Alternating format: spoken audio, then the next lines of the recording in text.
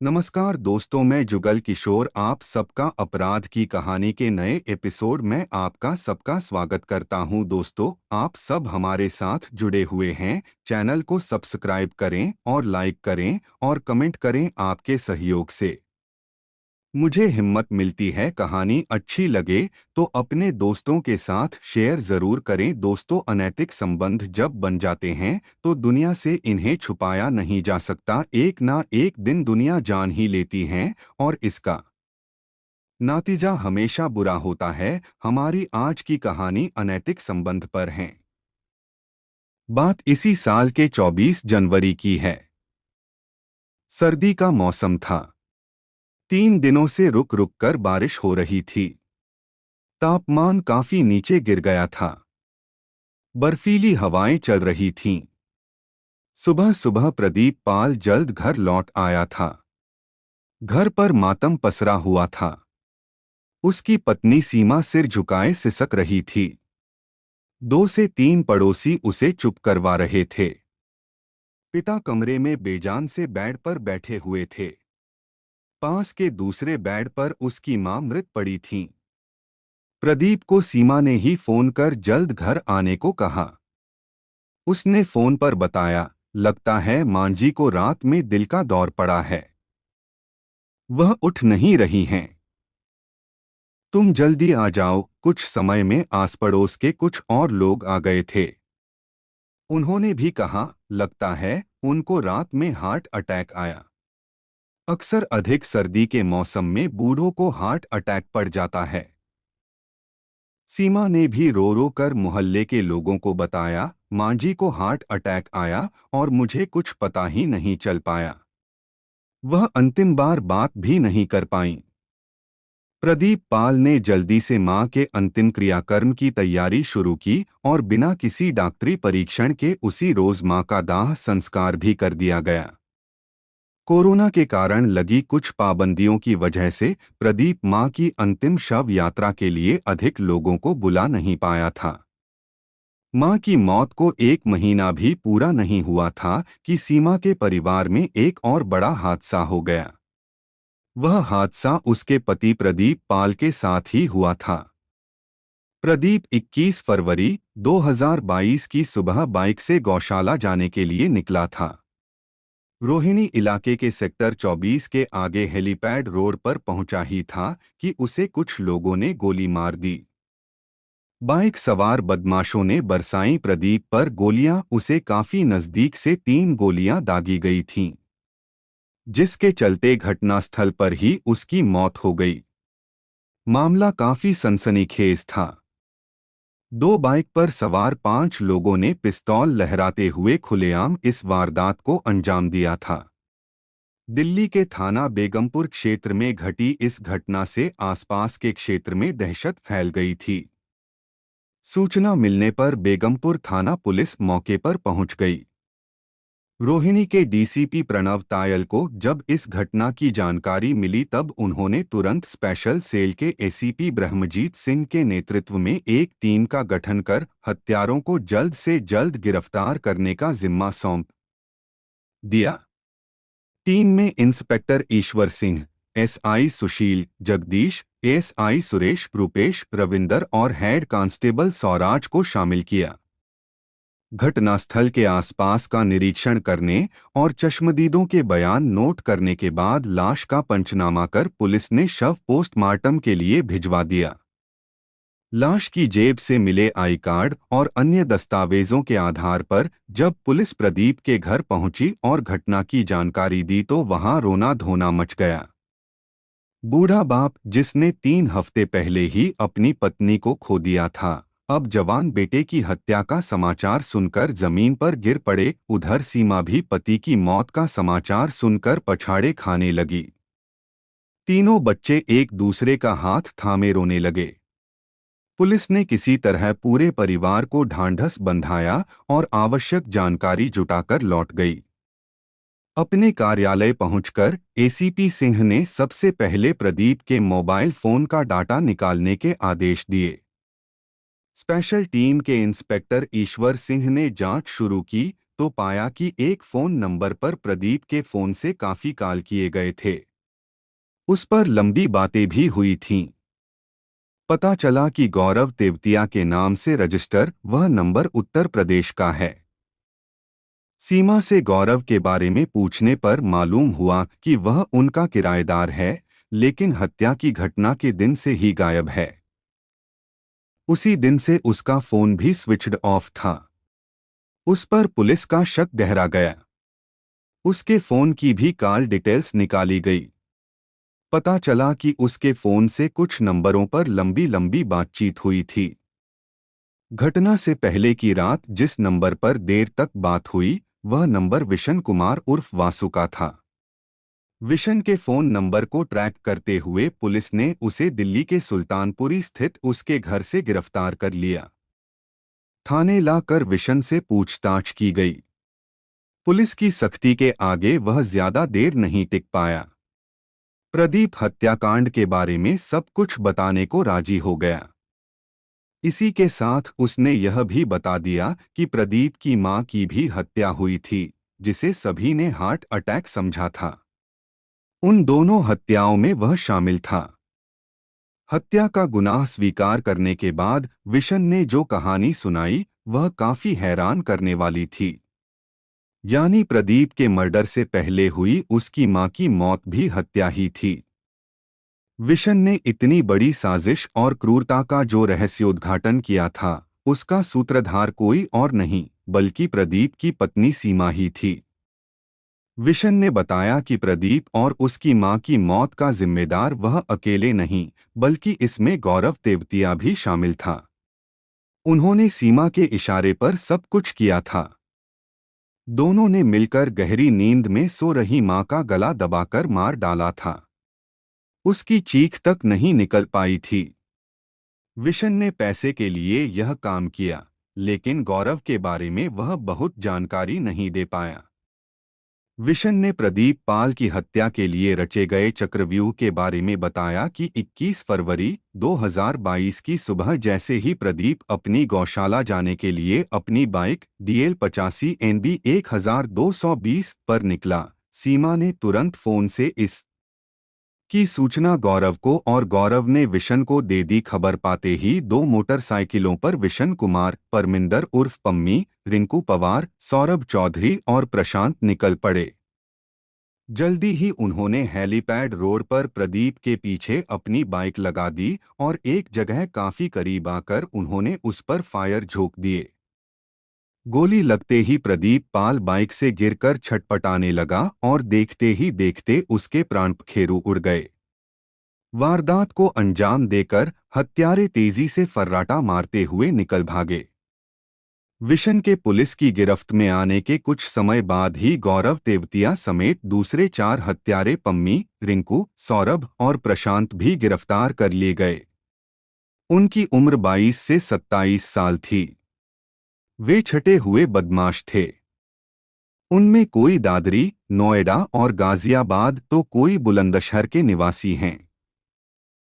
इनके साथ ही हत्या की साजिश करने वाली सीमा को भी गिरफ्तार कर लिया गया।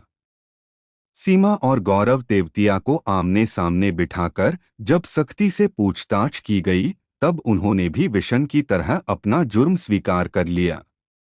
उसके बाद पुलिस ने 7 आरोपियों पर हत्या का मामला दर्ज कर जेल भेज दिया।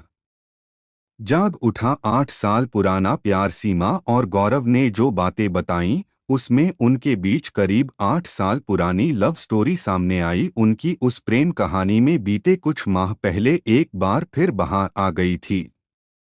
हालांकि सीमा की शादी उत्तरी दिल्ली के रिठाला निवासी प्रदीप पाल के साथ 10 साल पहले तब हुई थी, जब वह 21 साल की थी। सीमा की ननिहाल गौतम बुद्ध नगर के दादरी क्षेत्र के चमरावली रामगढ़ गांव में थी। वहीं सीमा के मामा का घर है। शादी के बाद इसी गांव के रहने वाले अपने से छोटे 19 साल के गौरव तेवतिया से सीमा को प्यार हो गया था। दरअसल ननिहाल आते जाते सीमा की गौरव से पहले मुलाकात हुई, फिर बातें और हंसिंजा। जल्द ही उनके बीच अनैतिक संबंध भी बन गए। वह यौवन की दहलीज पर यह भूल गई थी उसकी शादी हो चुकी है।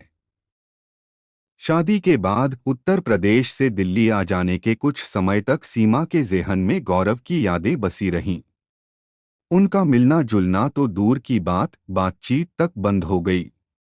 इस बीच सीमा 3 बच्चों की मां भी बन गई। हालांकि सीमा और गौरव दिल्ली एनसीआर में रहते थे। दोनों का परिवार दिल्ली से सटे गाजियाबाद और नोएडा की सीमा में अलग अलग गांवों में रहता है। सीमा ब्याह कर दिल्ली आ गई, लेकिन गौरव अपने माँ बाप के पैसे से ऐश कर रहा था। वह कोई काम धंधा नहीं करता था। सीमा की ससुराल कहने को दिल्ली के एक ग्रामीण इलाके में थी, लेकिन रहन सहन शहरी था। ससुर द्वारा बनवाए हुए घर के ऊपरी हिस्से में दर्जन भर कमरे थे। उन्हें पति प्रदीप ने किराए पर दे रखे थे। उनसे उसकी अच्छी आमदनी हो जाती थी। प्रदीप पाल का दूध का बिजनेस था। भैंसें पाल रखी थीं और दूध सप्लाई का काम करता था। इस काम में वह काफी बिजी रहता था। घर में उसके बूढ़े माता पिता थे। पिता अक्सर बीमार रहते थे, इसलिए घर की देखभाल की जिम्मेदारी सीमा पर आ गई थी। सीमा ससुराल आकर अपनी घर गृहस्थी में जल्द ही रम गई थी। गौरव कब उसकी जेहन से निकल गया, पता ही नहीं चला। साल बीतते बीतते उसकी गोद में एक प्यारी सी बेटी आ गई। अगले कुछ सालों में उसने एक और बेटी और उसके बाद एक बेटे को भी जन्म दिया। मगर उसके बाद सीमा अपनी जिंदगी से उकताने लगी थी। बच्चों की देखभाल और सास ससुर की सेवा बोझ लगने लगी। इसकी एक वजह और भी थी। वह यह कि उसके पति का अधिकतर समय गौशाला और दूध के कारोबार में ही बीतता था। यहाँ तक कि प्रदीप रात में भी सीमा के साथ समय नहीं गुजारता था।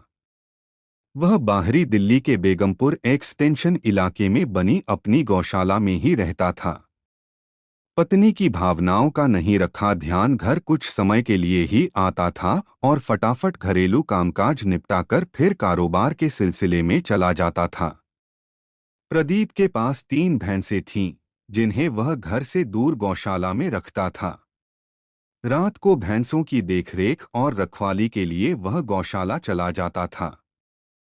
सुबह भैंसों को चारा पानी देने और दूध दूहने के बाद ग्राहकों को दूध बेचने चला जाता था।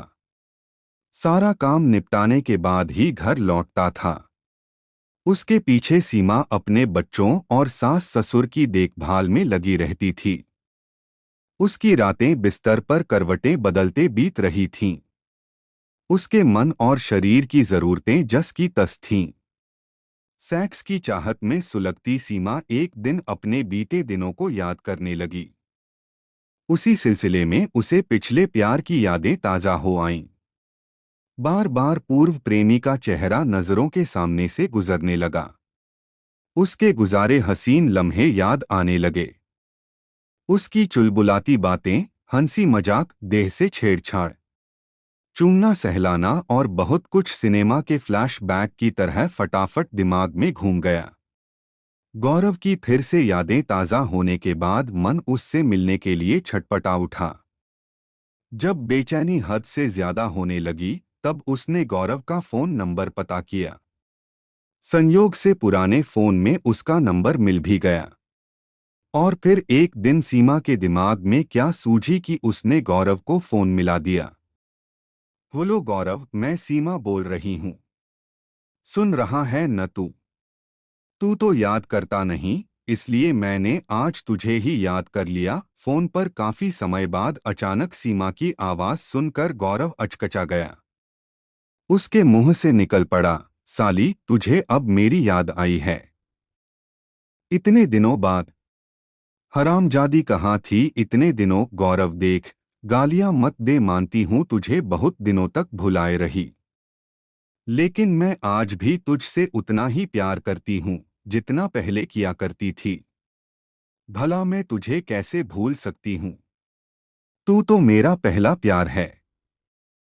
कोई पहले प्यार को भूल पाया है जो मैं भूलूंगी? सीमा प्यार से बोली। मैं कैसे मान लूं? साली, मैं जानता हूं कि तू तो अब सेठानी बन गई है, मालदार है, पति का बड़ा बिजनेस है, पैसा है। मुझे झूठा दिलासा दे रही है, क्योंकि मैं ठहरा निकम्मा निठल्ला। गौरव लगातार बोलता ही जा रहा था। सीमा बीच में टोकती हुई बोली, तू अपनी ही बात कहे जा रहा है, मेरी बात को समझने की कोशिश तो कर। जो बात तुझ में है वह प्रदीप में नहीं है। तू मिलेगा तो मैं सब कुछ बताऊंगी तुझे। देख, पैसा ही सब कुछ नहीं होता। मुझे आज भी तेरा ही इंतजार है। बोल तो फिर कब मिलेगी? यहाँ तो फिर से लॉकडाउन लग गया है। रात का कर्फ्यू है, गौरव बोला। मैं बाद में बताऊंगी। इतना समझ ले कि तेरी मुझे बहुत याद सता रही है, सीमा बोली और फोन डिस्कनेक्ट कर दिया। बिछुड़े दिल में आया उछाल। लंबे अरसे बाद फोन पर सीमा की बातें सुनकर गौरव बेचैन हो उठा। बीते दिनों का बिछुड़ा प्यार दिल में उछाल मारने लगा। मन फिर से बिछुड़ी प्रेमिका से मिलने के लिए बेचैन हो गया।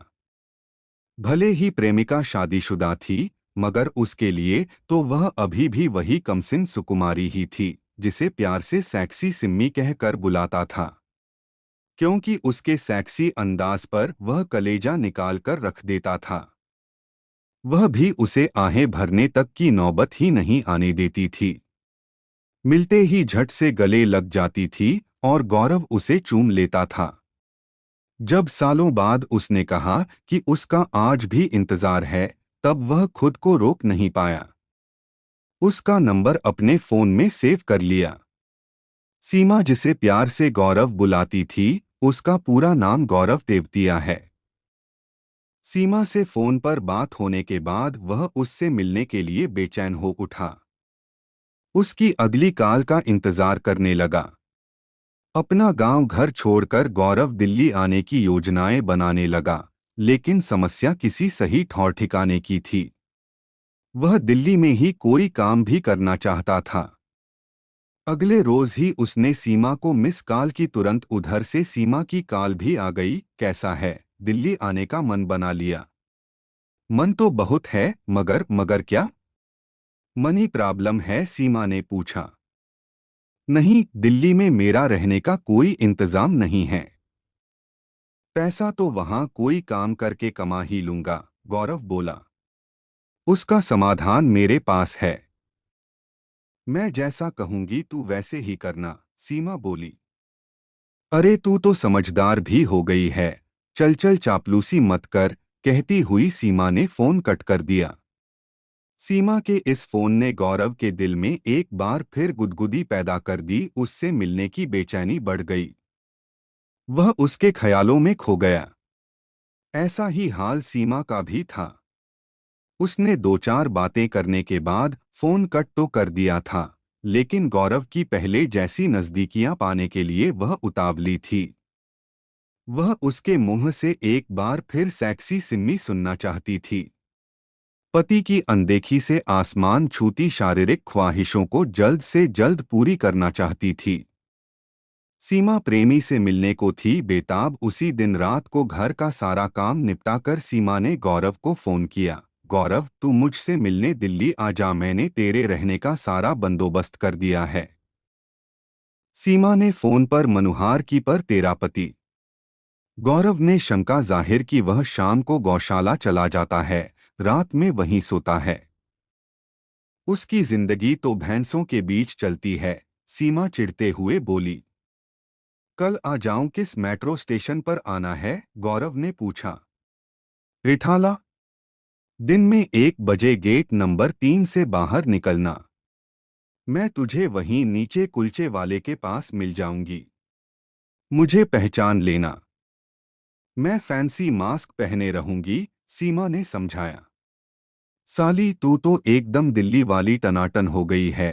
क्या बात है? गौरव चहकते हुए बोला। बस बस, ज्यादा बहकने की जरूरत नहीं है। यहाँ हम अनजान बनकर मिलेंगे, इसका ख्याल रखना, सीमा ने समझाया। काल काटने के बाद गौरव को ऐसा लगा जैसे उसकी कई दबी हुई इच्छाएं एक साथ पूरी होने वाली हैं। उसकी बाँछें खिल गईं। अगले रोज वह दिल्ली आ गया।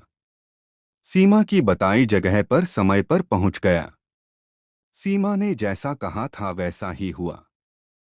वह सीमा के शहरी लुक और चेहरे पर मास्क लगे होने के चलते नहीं पहचान पाया, लेकिन सलवार सूट के पहनावे और हाथ में दुपट्टा लपेटने के स्टाइल से पहचान लिया। सीमा गौरव को देखते ही पहचान गई। तुरंत बोल पड़ी, तू तो पहले जैसा ही है, जरा भी नहीं बदला, कहाँ चलना है? गौरव बोला। फोन पर तो बहुत चहक रहा था, यहाँ सिट्टी पिट्टी गुम हो गई, सीमा ने मजाक किया। ऐसा नहीं है, मैं तेरे बदलाव को देख रहा हूँ। तू तो बहुत बदल गई है और समझदार भी हो गई, गौरव बोलने लगा। लेकिन सीमा बीच में ही टोकती हुई बोल पड़ी, यहाँ से पास में ही मेरी ससुराल है। दूध वाले का घर पूछेगा तो कोई भी बता देगा। मेरे मकान में किराए के लिए कई कमरे खाली हैं। किराया बहुत अधिक नहीं है। तू एक कमरा किराए पर ले लेना। मेरा पति तुझे किराए पर रख लेगा। उससे कहेगा तो तुझे कोई काम भी दिलवा देगा, सीमा बोली। तू पति से कहकर किराया थोड़ा कम करवा देना, गौरव बोला। पागल है क्या? तू पति की नजरों में अनजान बने रहना। वहां उसे जरा भी एहसास नहीं होना चाहिए कि तू मुझे पहले से जानता है। अच्छा तो यह बात है, गौरव बोला। तू उससे आज ही 5 बजे से पहले मिलकर किराया हाथ पर रख देना। पूरा नहीं तो कुछ एडवांस ही दे देना। वह कमरा दे देगा। बस ध्यान रहे उसके सामने न तू मुझे जानता है और न मैं तुझे। समझ गया न? सीमा बोली। हाँ बिल्कुल समझ गया मेरी सेक्सी सिम्मी, गौरव धीमे से बोला। मैं यही सुनने के लिए कब से बेचैन थी। धीरे से ही सही बोला। तो एडवांस कितने महीने का देना होगा? गौरव ने पूछा। कुछ भी दे देना, वह मान जाएगा। कई कमरे खाली हैं। पैसे नहीं हैं तो बोल। मैं लाई हूं, सीमा बोली। नहीं, उसकी जरूरत नहीं है। सीमा के कहने के मुताबिक गौरव प्रदीप से मिला और 2 महीने का एडवांस किराया देकर कोने का कमरा किराए पर ले लिया। क्योंकि उस कमरे से सीमा की रसोई साफ साफ दिखती थी। सास ससुर को देती थी नींद की गोलियां। कमरा किराए पर लेकर वह उसी रोज अपने गांव लौट गया। अगले रोज कुछ जरूरी सामान के साथ वापस आ गया। आते ही उसने प्रदीप से मुलाकात की, उससे कोई काम दिलवाने के लिए भी कहा। उसके बाद से सीमा और गौरव को एक दूसरे की झलक पाने के लिए तरसना नहीं पड़ता था। दोनों हर वक्त एक दूसरे की नजरों के सामने थे। दिन में गौरव सीमा को दूर से निहारता था और रात होते ही वह उसके कमरे में पहुंच जाता था। वहां दोनों रंगरलियां मनाते थे। सुबह प्रदीप के लौटने से पहले सीमा कमरे को दुरुस्त करती हुई पतिव्रता बन जाती। उनकी रासलीला में बाधा केवल उसके सास ससुर ही थे। उसे उनकी नजरों से भी बचना था। सीमा ने इसका रास्ता निकाल लिया था। वह सास ससुर को रात के खाने और पानी में नींद की गोलियां मिला देती थी। गोलियां गौरव लाकर देता था। सीमा के ससुर पहले ही बीमार रहते थे। नींद की दवा मिला खाना खाने के बाद वह तुरंत गहरी नींद में सो जाते थे। मगर सीमा की सास पर दवा का असर कुछ कम ही रहता था। वह अक्सर नींद से जाग जाती थीं।